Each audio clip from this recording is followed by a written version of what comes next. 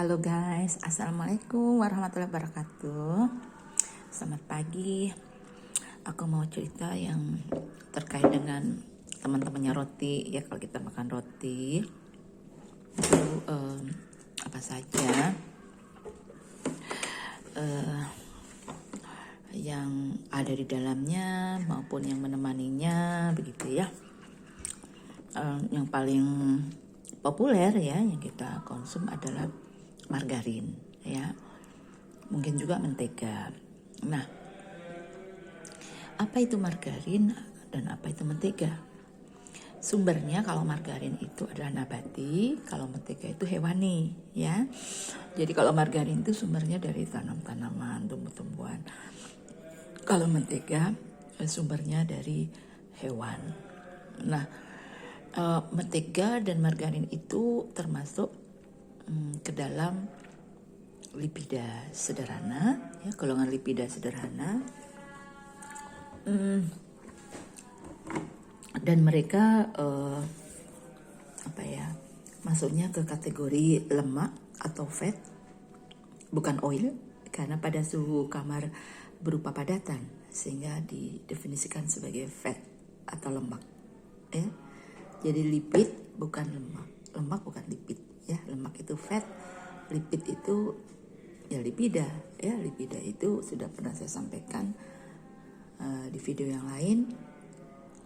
Salah satu jenis lipida adalah lipida sederhana, dan salah satu atau salah dua diantaranya dari lipida sederhana adalah trigliserida.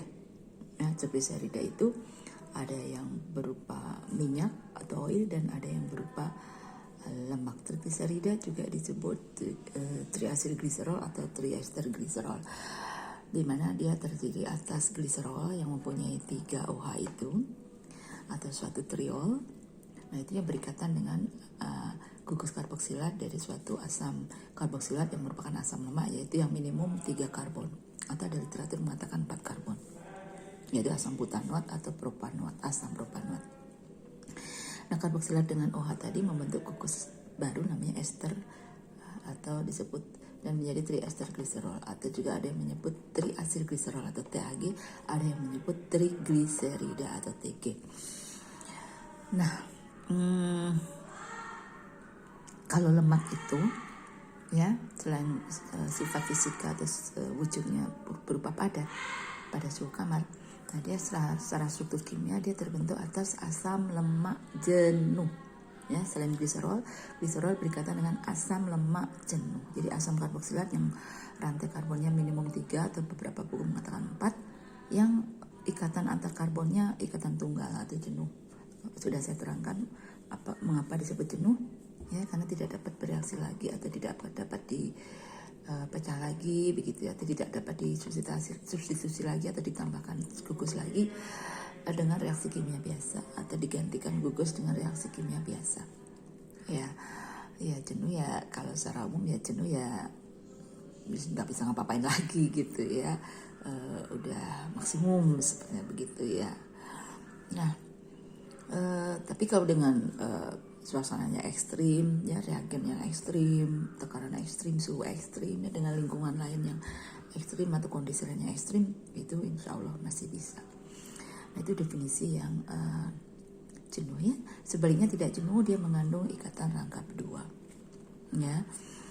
Nah, yang membuat dia itu secara suhu kamar berupa padatan atau cairan adalah pada ikatan rangkap 2-nya itu cis atau trans. Kalau cis pada ikatan rangkap 2 itu terjadi bengkok atau belok ya, bengkok. Jadi dia tidak lurus sekali begitu ikatan atau rantai karboksilatnya atau rantai asam karboksilatnya ya. Jadi rantai karbonnya itu tidak yang lurus gitu, tetapi bengkok. Nah, kalau setiap ikatan rangkap 2-nya itu bengkok satu sama lain dari asam lemak 1, 2, dan 3 penyusun di gliserol dengan OH yang ke-1, kedua, ketiga secara berturut-turut, itu bisa sama bisa beda ya asam lemaknya. Nah, kalau setiap ikatan rangkapnya itu belok, berarti kan dia satu sama lain saling menjauhi.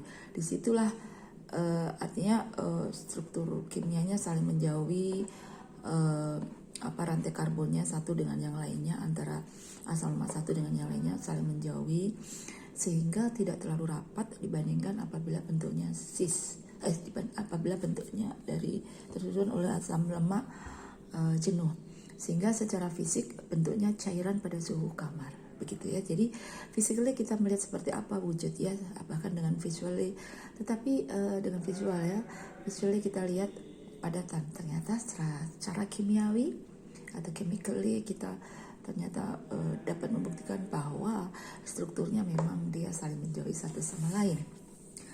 Nah, kalau untuk yang asam lemak cis tetapi dia untuk asam lemak yang tak jenuh atau berikatan rangkap dua tetapi dia trans, maka dia adalah tetap padat ya, dia tidak bengkok. Kalau trans itu berarti gugus yang besarnya yang menempel di karbon yang berikatan ganda atau berikatan rangkap dua itu searah. Jadi berbedaan arah atau berseberangan, trans, sehingga membuat membuat seperti simetris gitu ya, sehingga membuat rantainya itu lurus. Kalau cis sebaliknya kan gugus yang besar-besarnya yang nempel di C dan C yang ikatan rangkap dua itu satu garis lurus ya, atau searah, sehingga kan nggak imbang ya, yang besar-besar misalnya searah gitu, yang kecil-kecil searah gitu kan, jadi nggak imbang, oleh karena itu membuat dia bengkok atau belok ya. Itu ya supaya kita mudah mengerti. Nah, itu bedanya mentega dan margarin dari nabati kalau untuk margarin, dan mentega untuk hewani. Dan hewani menyusun mentega, atau mentega tersusun atas zat-zat hewani. Nah, itu semua margarin dan mentega itu adalah wujudnya wujudnya padat di suhu kamar, maka disebut lemak karena mereka tersusun atas asam lemak jenuh ya. Kalau lemak lain juga tersusun atas asam lemak jenuh tetapi yang trans. Nah, mengapa jenuh? Karena sebenarnya mereka itu dari minyak ya. Contoh dari minyak kelapa atau kelapa sawit, kemudian ditambahi hidrogen atau disebut hidrogenasi dengan kondisi tertentu, misalnya dengan katalisator tertentu, dengan tekanan tertentu, misalnya seperti itu, dengan suhu tertentu, sehingga mereka membentuk atau pecah di ikatan rangkap duanya yang membentuk minyak tadi kan ada ikatan rangkap duanya ya, itu pecah menjadi jenuh, nah menjadi padatan, sehingga kita sebut margarin. Demikian juga kalau dari hewani. Jadi kita berbicara roti, kita ingat ada margarin, ada mentega. Nah, mentega itu seperti apa sifat fisikanya, kemudian bagaimana struktur kimianya, kemudian ditinjau dari kimia lipida, dia masuk ke dalam kelompok apa, seperti itu udah jelas ya. Nah, selain itu juga kita kadang-kadang menggunakan selai kacang. Ya, tentunya di sini ada lemaknya ya, sehingga pada suhu kamar dia padatan. Tetapi juga jangan salah, di kacang sendiri juga mengandung asam lemak tak jenuh, maka mereka juga ada minyak biji kacang misalnya, dan itu sehat ya. Kalau lemak-lemak itu kurang sehat sebenarnya ya, tapi lezat ya. Maka dari itu kita juga harus makan buah-buahan dan sayur-sayuran untuk supaya tidak membentuk plak ya, lemak-lemak itu ada dulu dalam tubuh kita. Demikian ya guys. Juga mungkin ada telur yang ditambahkan ya dalam pembentukan roti ya. Nah, telur itu mengandung kolesterol. Kolesterol itu ini kalau berbicara mengenai kimia lipida ya, kita belum bicara protein, belum bicara mengenai karbohidrat ya. Kalau lipida kan yang kita bicarakan ya, trigliserida, minyak, lemak, kemudian turunannya, kemudian steroida, di mana antara lain itu kolesterol yang ada di dalamnya. Itu termasuk bagian dari lipida atau lipids. Dan kolesterol itu hewani ya, jadi tidak ada kolesterol itu butani atau nabati bukan butani. ya, kecuali fitosterol ya. Fitosterol adalah kelompok steroid yang berasal dari tanaman ya, tapi bukan kolesterol ya. Begitu teman-teman. Kolesterol yang berikatan dengan asam lemak tak jenuh, asam lemak jenuh ya, tadi sudah saya sebut, maka akan membentuk suatu gugus baru ester, jadi kolesterol ester, yang itu berbahaya dan dapat membentuk plak yang menempel di pembuluh darah.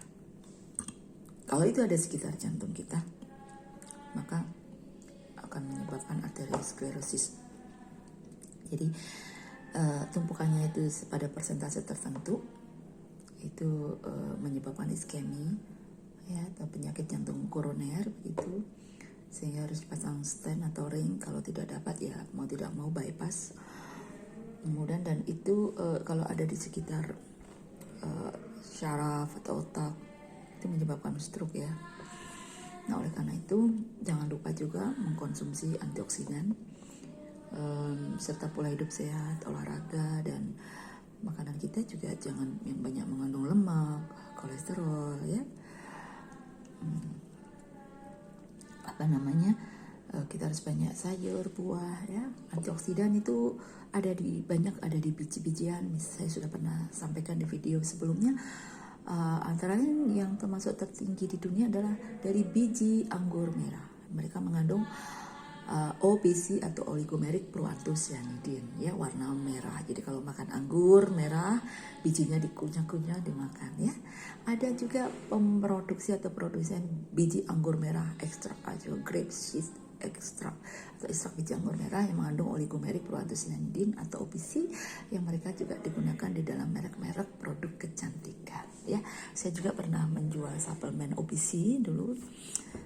Begitu dolar naik karena krisis ekonomi tahun 98 itu pasar berat tentunya, dan tidak perusahaan itu tidak import lagi dan saya tidak menjualnya lagi ya, dan banyak sekali yang tertolong ya. Sebenarnya harganya tidak tahu sekarang mungkin di merek lain ya. Waktu itu aku bergabungnya dengan PT Identika Prima Indonesia dan aku sudah menduduki waktu itu sudah hampir Executive Sales Director, jadi aku masuknya di waktu itu General Sales Manager GSM waktu itu ya, saya lupa, satu tingkat lah sebelum puncak. Kalau puncak itu udah royalty bonus, jadi penjualan secara nasional yang ada di Indonesia, mungkin juga internasional, itu saya dapat royaltinya. Tapi belum sampai puncak itu perusahaannya ganti sistem ya, sayang sekali. Tapi ya nggak apa-apa, rezekiku sampai di situ. Sehingga pada saat gajiku waktu itu 100.000 ya, saya udah dapat pendapatan dari itu. Saya punya usaha itu 7 juta, jadi berapa kali lipat ya? Tinggal hitung aja, dari 100.000 udah jadi 7 juta, itu berapa kali lipat ya? 100.000 1 juta kan 10 kali lipat, berarti 70 kali lipat. Nah, pada saat saya gaji saya sekitar 2 juta 3 juta, saya sudah dagang Tupperware itu untung saya waktu itu 20 juta ya. Jadi berapa kali lipat ya? Katakan 2 juta menjadi 20 juta ya, 10 kali lipat begitu ya.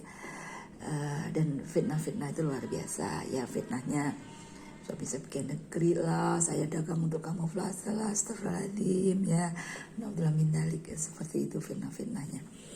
Dan banyak lagi ya, misalnya saya menjual mobil lama, saya beli mobil baru, saya cicil dengan gaji saya yang sekitar waktu itu 2 juta 3 juta saat saya S2 ya, tahun 2000 itu sementara saya juga punya beasiswa sampai berapa ya waktu itu 3 ya, salah satunya dari adalah saya nggak sebut satu persatu, dari kantor, dari pihak negara juga, saya dari LIPI juga dapat fasilitas sehingga saya bisa naik haji ya. Suami saya juga ada rezeki, dia juga bisa naik haji, jadi bareng-bareng. Jadi fitnah itu luar biasa besar ya guys, dan sampai sekarang ya, dan diputar balik. Dan itu bukan orang lain saja yang memfitnah kita, orang-orang yang mungkin yang tubuh kita ada di dalam darah kita sama gitu ya. Udahlah gitu. Jadi suka banget ya membicarakan saya. Terima kasih, alhamdulillah, subhanallah. gitu, nggak tahu.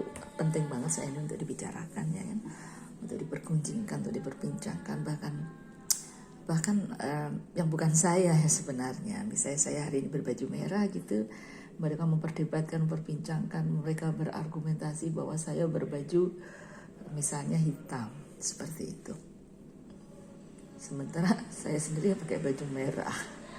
Subhanallah gitu. Jadi aduh lucu sekali, luar biasa. Begitulah ya. Jadi kembali ke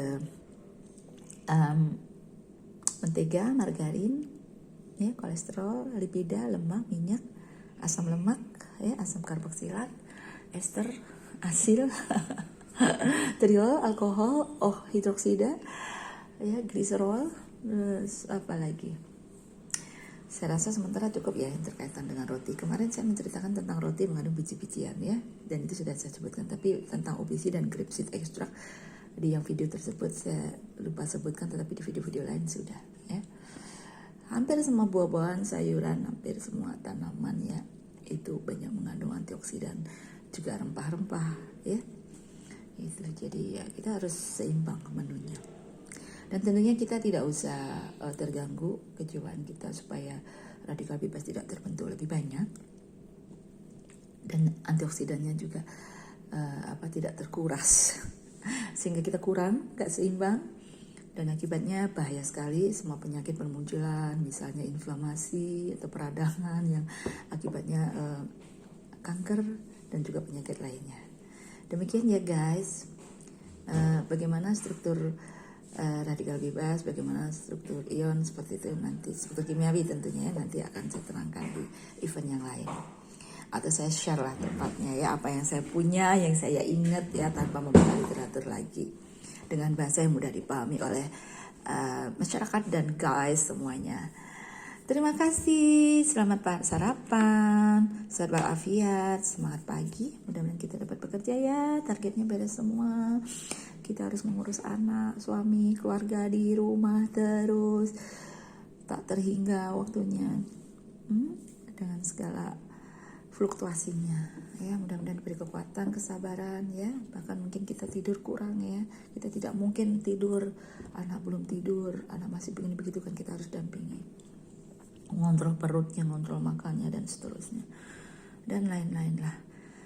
Gak usah diceritakan ya kalau orang sudah mengalami berkeluarga, punya anak lebih dari satu, umur sudah tua, dengan capaian yang ingin dicapai lebih dalam hal kualitas pendidikan, agama. Ya kalau cuma dibiarkan saja ya, kita mau tidur aja ya gampang, cuman kita tidak tahu nanti akibatnya seperti apa. Diharapkan baik-baik saja, tetapi setidaknya kan kita ikhtiar ya, diharapkan nanti hasilnya lebih baik lagi. Seperti itu.